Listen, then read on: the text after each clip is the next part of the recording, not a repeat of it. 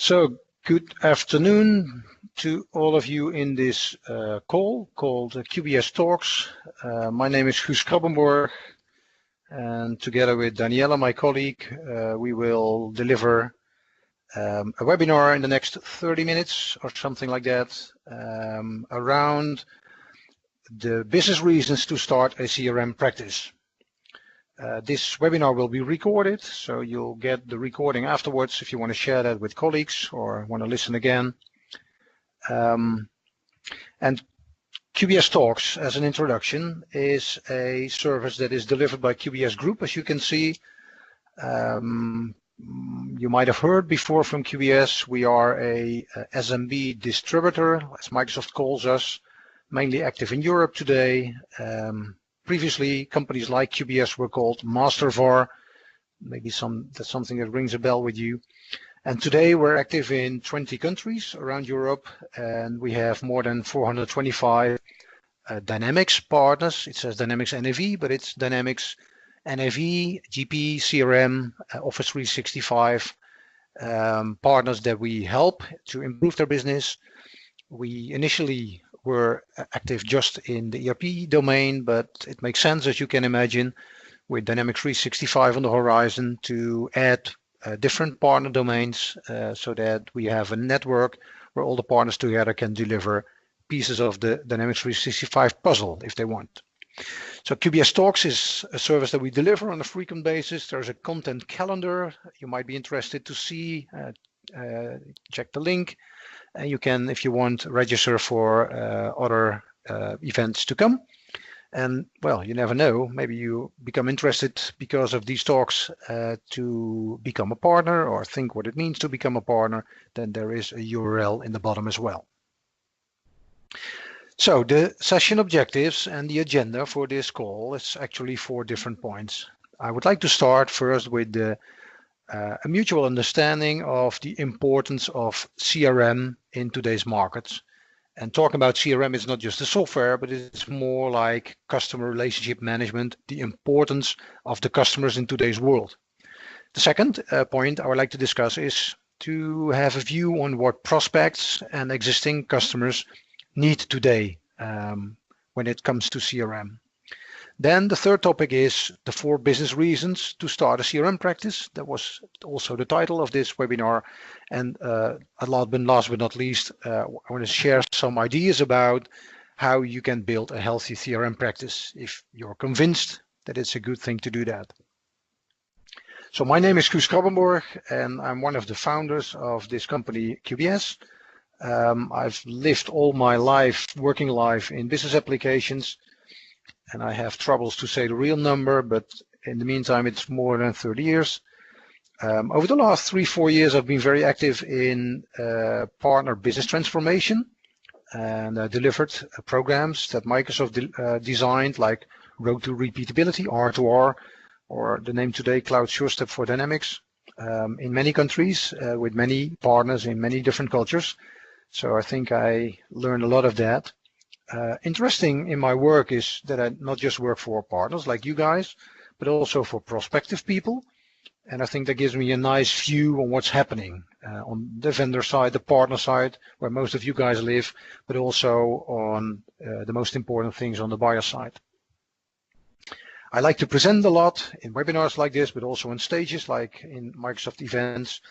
And I write business reports on the Microsoft events like Directions, Inspire, and what have you. So that's a little bit about my background. Well, the idea is to finalize this in 30 minutes, and Daniela's watching her stopwatch very carefully, so let's dive into the content. Starting, as I said, with the importance of CRM.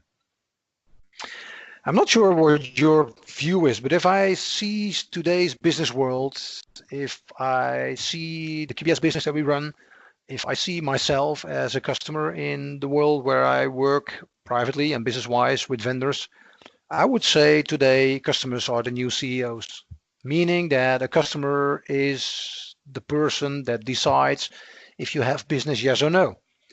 And we all know that if the customer, the CEO, is unhappy, they might complain if you're lucky, because then you can change something, but most of them don't complain at all, and 2 mouse clicks and they found somebody else who can do the same as you do, maybe at a better price even.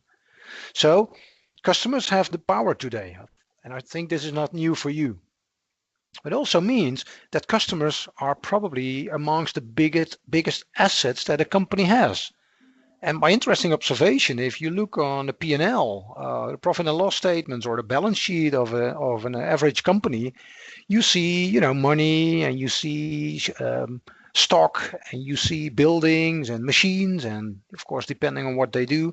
The interesting point, ladies and gentlemen, is that the customers, their biggest asset, is not on the balance sheet. That's interesting, right? But what is a company without customers? And what if every customer that you have today will leave your company tomorrow, right? You don't want to think about it. So the biggest challenge that I see today for companies is, on the one hand, to be very attractive to get new customers on board.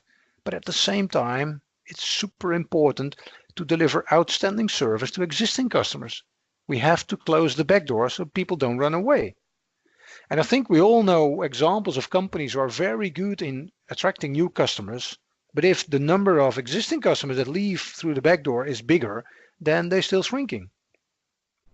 So companies today, my company, your customers' companies, have to do everything they can to make their customers happy and to keep their customers satisfied.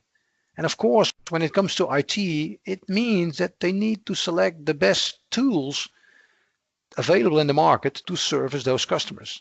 And the question, again, for QBS, for your own company, but also for your customers, is, can they allow, to do with less than just the real best?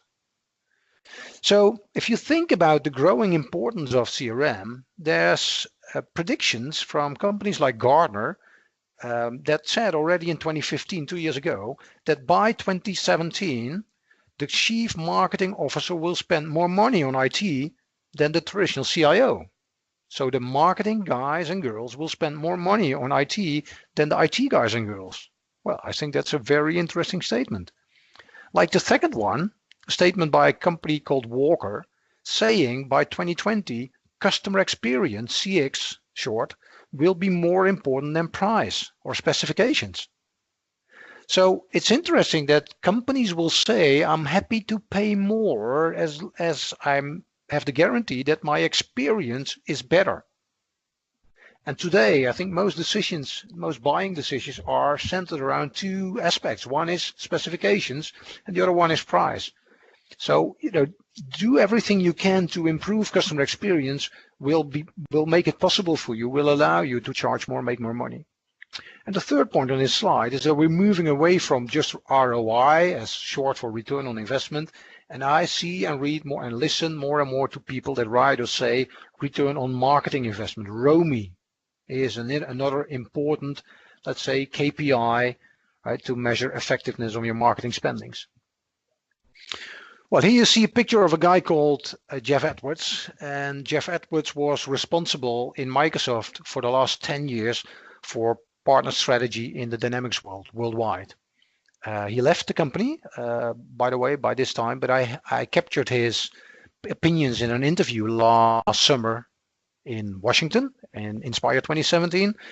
And one of the things he said is, as you already have read, if you're an ERP partner not selling Dynamics CRM in 2018, I don't know what you're doing. Well, I'm not sure what you think of this statement. I think it's a pretty clear one. Especially for Microsoft people being so clear. But basically what it says is you're a fool if you don't start selling Dynamics CRM next to Dynamics ERP. So this is, let's say, the introduction and the context. The second topic is, what prospects need today and also what customers need. Existing customers, your existing NAV customers. So here's my opinion on what your existing NAV customers expect from CRM.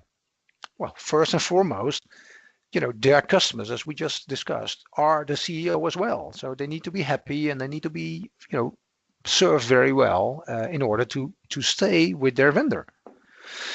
Well, for some time, as we all know, the CRM module in Dynamics NAV was good enough or could be good enough. But really what I see is that serious companies with serious competitors in an open market, they sooner or later, probably sooner, will need a professional CRM solution. And then if your NAV customers decide to go search for a CRM system, do they see you? Do they consider you as a potential vendor? And if not, then probably they will buy from somebody else. That could be the likes of Salesforce or Sugar CRM, but it could also be, another Dynamics NAV partner who is active in CRM. So if I were in your shoes, I'm not, because I'm wearing my own today, but if I were wearing your shoes, I would wondering now, as we talk, is the acronym CRM on your website? So if you have a search button on your website, I type in CRM and I hit the enter button, what does it say? Does it show us content on CRM where I can see what it is, what it means, and how I get there as an NAV customer? Or does it say nothing found? Well, and if it is the last, what do you think? Will they call you and ask you if you have forgot to update your website, or will they just go to somebody else? So not having a story on CRM that goes beyond the CRM module in NAV might be dangerous for you. Second category is new customers. We all try to sell to net new customers. Well, that's the same story here. For net new customers, their customers are CEO as well. My observation, traveling around in many countries, is that more and more prospects today, when they modernize their IT, they more and more start to prefer to start with CRM. And they put everything they can into the CRM system, and only the things that are left then will be modernized in an ERP system. And I know we're talking about Dynamics 365, and Microsoft, helps us to understand that in Dynamics 365 there's not a separate ERP domain and a CRM domain anymore. However, I think it's reality that customers still talk about ERP and CRM. And then, I even see some CRM partners that decide to build a accounting module in CRM. Imagine, accounting was always, part of the ERP domain for the last 20, 30 years.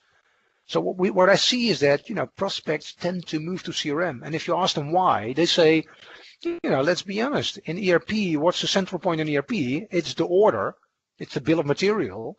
What's central in CRM? It's the customer, it's the prospect. Well, if we live in a world that's dominated by customer power, that's what they say. I better buy a CRM system because then everything that I do is centered around customers and prospects. And I would say that makes sense. So next to that, they expect good standard integration between CRM and ERP, and they like to consider CRM as an integrated part of the complete platform. So, a few words more on the CRM module in NAV. I know, because I've had discussions in many countries with tons of NAV partners, and they say, my customers can do with the CRM module in NAV. It's more than enough. It's still too difficult, whatever. And I believe that. The question is, will that be the same next year? Will that be the same in 3 years, in 5 years? Or if you think about new customers, if they want to buy a system, you want to use it for 10 years, do you still believe that the CRM module in NAV is still good enough in 5 years from now? So if we have an observation, the CRM module in NAV has limited functionality. And since we know that 70% of all the NAV customers run 2009 or older, it also means that most of your customers use older versions with even, let's say, more limited CRM functionality. Then the second question is, are your customer sales and marketing people willing to wait for the upgrade if people are planning for an upgrade? And the question to you is, do you talk to the sales and marketing people at your customer? Or is your contact pattern limited to IT and finance, what I see most of the time? Third question, where does Microsoft invest their R&D dollars? So my observation is that Microsoft stopped spending money in the CRM module for NAV, for Great Plains, for AX and Solomon 5 years ago. And all the money, as we all know, is spent in Dynamics CRM. And if you have doubts about my story, I would say check the CRM and NAV roadmap, right? It doesn't say a lot. So I don't think it's realistic to expect that Microsoft will start spending money, tons of money, to bring the CRM module and NAV on level. I think that what it is, that's what it is. And for more professional CRM functionality, we really need to go to Dynamics CRM. So that brings me to the third topic, So we had 2 out of 4. We're 15 minutes down the road. Danielle is looking happy, so I think we're doing fine so far. I'm surprised. Brings us to topic number 3. It's the 4 reasons why I believe that you should add CRM to your portfolio, that you should start building a practice. And the 4 reasons are listed here. First and foremost, you need to protect your existing customer base. Second, increase your new business opportunities by broadening and strengthening your offering with NAV plus CRM. Third, I'll explain to you how you can use Dynamics CRM as a Trojan Horse, how you can get into sites where it's impossible to get in with ERP. And number 4, not unimportant, the CRM markets grow much, much faster than the ERP markets. So let's dive into the different ones. And actually, I took the text from a blog that I wrote on this topic. You can find the blog on qbsgroup.com. And it says, reason 1 of 4, protect your base. I know you've all been working hard for the last 10, 20 or 20 plus years to build a customer base. Think about the energy you had to put in those sales cycles to win and convince these people. Think maybe about how much discount you had to allow them. Think about the effort and the energy and the frustration, right, to implement all that. So your asset, your customer base, like I said on one of the first slides, your customers are your number 1 asset. But ladies and gentlemen, you need to protect this asset. Because, as it says here, even customers, NAV customers that are happy with CRM, the CRM module today, will need a professional CRM system in the next 3 to 5 years. And like it says, if you're lucky, they will buy Dynamics CRM. Maybe not from you if you still do just NAV, but if you're lucky, they buy it from another partner so that it's all part of the family. It will all stay in the same Microsoft stack. But if you're not so lucky, they will buy Salesforce.com. It's a fierce competitor. They're good guys. They've got a good product, right? They got great marketing. Well, as you can see in the text, you might say, so what? It's none of my business. Well, it is. Because I've seen many examples in many countries where an NAV customer bought a professional CRM system. They selected Salesforce. Salesforce came in. They're smart guys. They offer a small scope for a fixed price for 5 or 10 days consultancy. They deliver that part.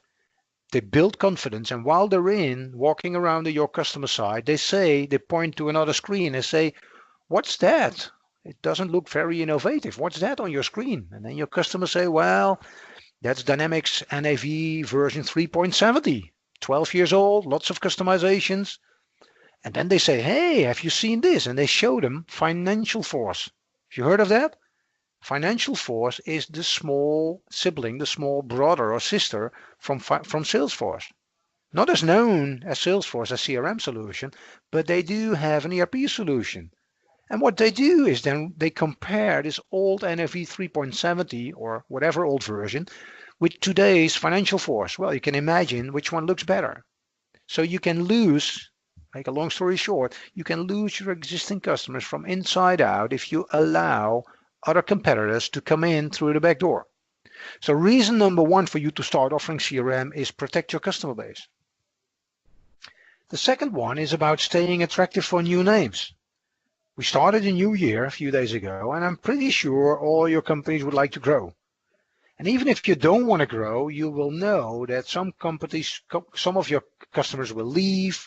They get because of mergers or acquisitions. They just stop because they go bankrupt. They don't have successors. So even if you don't want to grow, you still need 10 to 30% new customers to stay on par.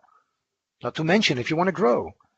So if you want to be attractive for net new customers, it's great to be a specialist in a vertical in ERP, but your prospects will also look at your capability to deliver CRM and to deliver Office. So if you just stick to just the single product NAV or GP or X or whatever, they might tend to look for somebody else, another partner that also offers CRM. So here's reason number 2. Add CRM to stay attractive for new names. Number 3 talks about the Trojan Horse. And basically, ladies and gentlemen, what I just gave as an example of how Salesforce.com gets into your Navision customer, you can do the same. Why? Well, the penetration degree of ERP in Western Europe, or I'm not sure where you all live, but let's say in the modern world, is somewhere around 80 to 90%. If you think about the penetration degree of professional CRM systems, it's like 20%. So where you try to knock on the door by this SAP customer or Sage customer or people that build their own ERP system and try to replace ERP by ERP, we all know how hard it is. We all know that they like to postpone. We all know that no decision is their favorite decision. But most of those guys and girls don't have a professional CRM system. So why don't you follow the Salesforce approach by offering them a interesting CRM solution with a small scope, with a fixed price, small number of days, get a first impression, win their trust, and then you're in. And then from inside out, you try to eat away this old ERP system, competitive system, right? So indirect, you can do the same. Use it as a Trojan horse. And reason number 4, the CRM market is growing double digit. Microsoft predicts that until 2020, so that's another 3 years to go, the CRM market will grow double digit, meaning more than 10% year over year. As where the average revenue growth of ERP is somewhere between 0 and 3%. Right? And we know 0 is not really growth. So ERP is a replacement market where CRM still is a growth market. In other words, you spend money and you invest in CRM, that may be an interesting revenue grower and very good to get a nice return on investment. So that concludes the 4 reasons. And now we move in the last part, right?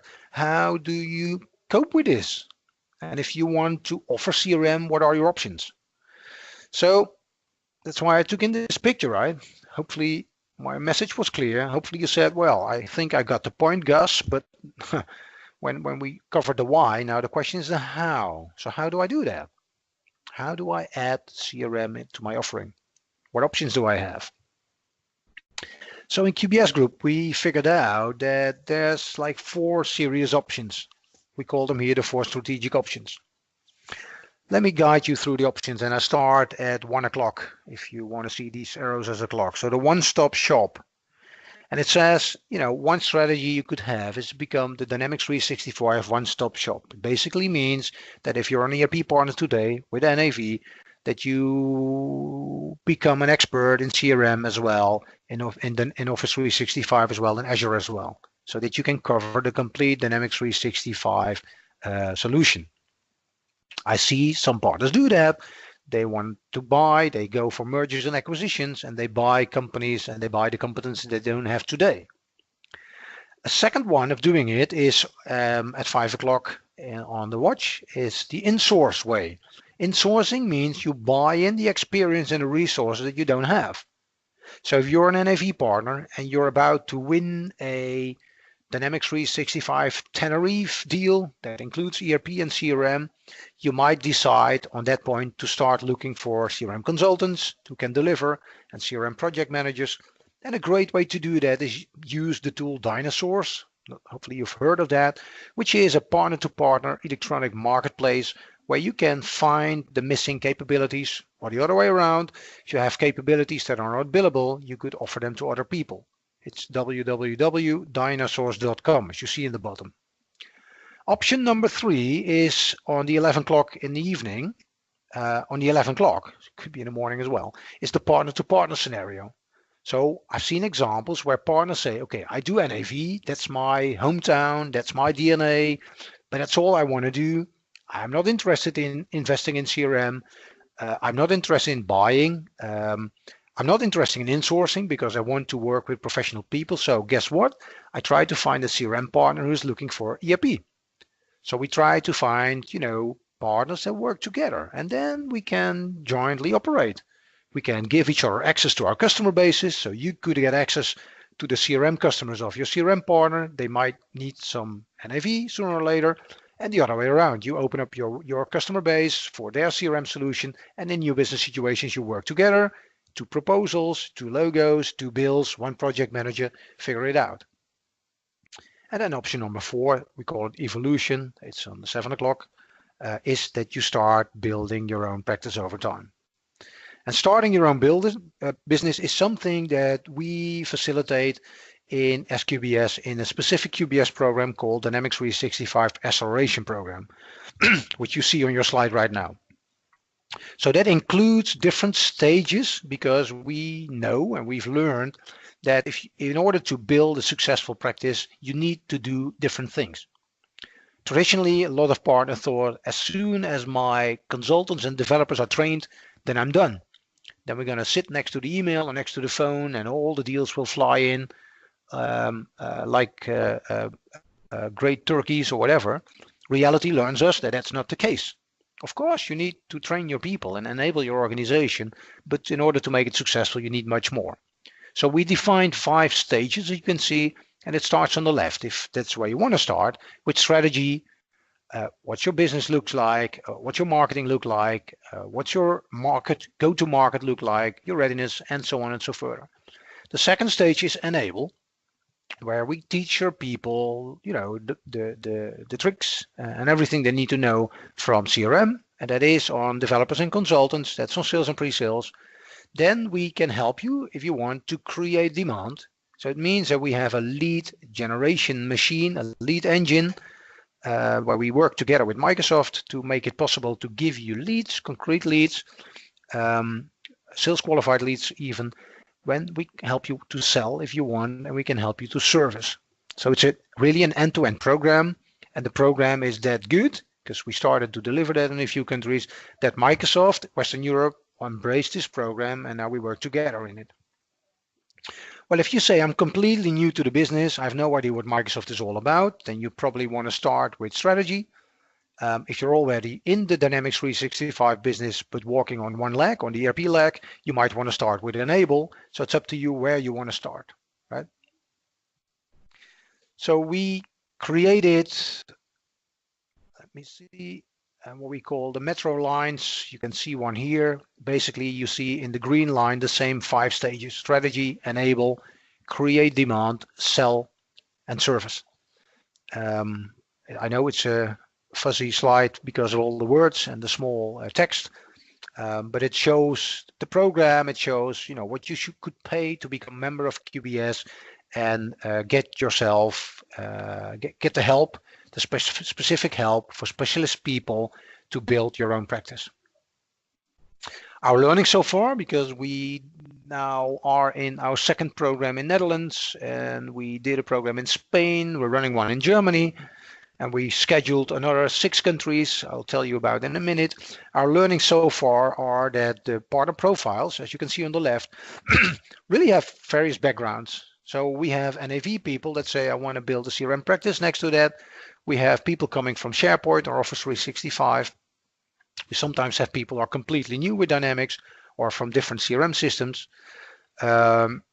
Most of these partners accept the changes in the market. They accept that CRM is important. They don't fight that anymore. They have a vision on Dynamics 365, or we help them develop it. Well, as everything in life today, it helps if you're open-minded. It helps if you have ambitions and willing to invest, and to understand the impact on marketing and sales. If you look at the benefits that we see for partners, but also that the partners that join the program tell us, they say it's not just a partly program. It's a holistic approach. It's very structured, and it helps us to gather all the knowledge. We use DLP, which is short for Dynamics Learning Portal, where you can find a lot of the content. But ladies and gentlemen, reality learns us that if you do it on yourself, or you say to a consultant or developer, in 3 months' time, you need to have, consumed this X hundred of hours of self-study.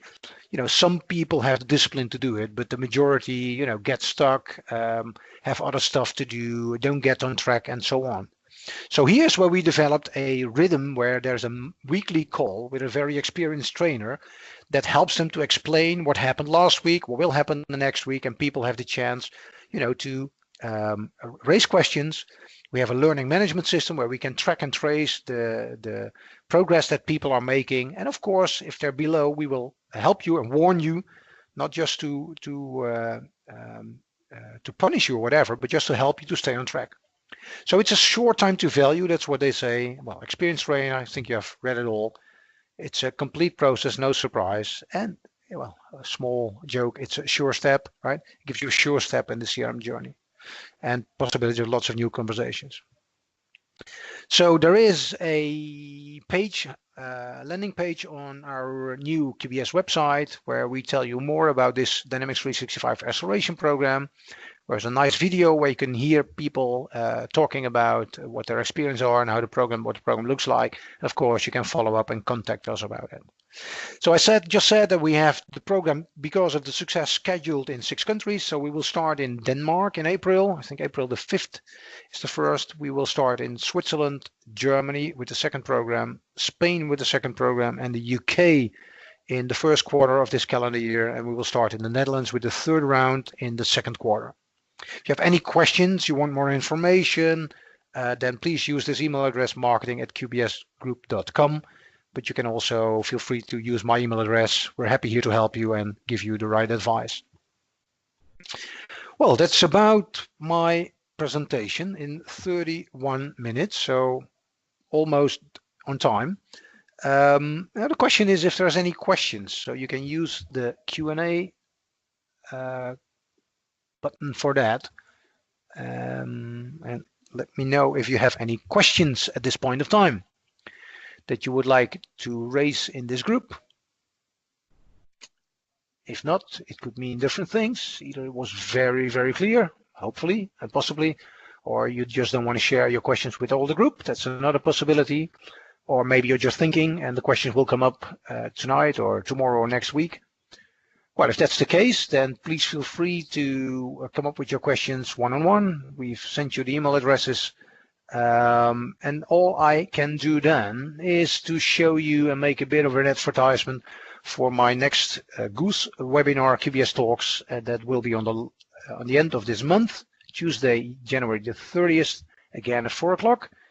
Again, I'd like to do it in half an hour if it will work. And we talk about creating the winning quotation. And actually, this is the second part of a webinar series that talks about effective and relevant commercial documents. So we've been talking before in QBS Talks in November about winning more deals and build more trust with solid commercial documents that guide you through the whole sales cycle. But then we left out on purpose the quotation because it's a big one. So feel free, and the link is in to register for this nice webinar. They're all for free because we like to help you. That's why we're on Earth here in QBS. And then that's about it. Look at Danielle. She has anything to add? This time she has nothing to add, only the 3 minutes overtime. So I want to thank you for your time. Have a great day. Have a great year. And don't hesitate if you have any questions, let us know. Have a great evening and bye.